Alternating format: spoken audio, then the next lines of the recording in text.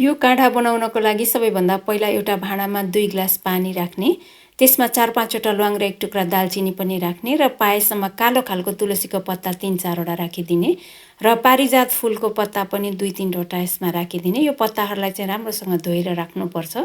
त्यसै गरी यसमा 1 टिस्पुन ज्वानो, 1/4 टिस्पुन बेसार पनि राखिदिने र यो सबैलाई राम्रोसँग मिक्स गर्ने र कभर गरेर यो 2 ग्लास पानीलाई घटाएर 1 ग्लास हुन्जेलसम्म मधुरो आगोमा पकाउनुपर्छ। अब यो काढा पाकेर रेडी भयो। स्टोभलाई अफ गरिदिने र यो काढालाई ग्लासमा छान्ने। यो काढा चाहिँ हाम्रो रुगाखोकीको लागि रामबाण औषधि हो।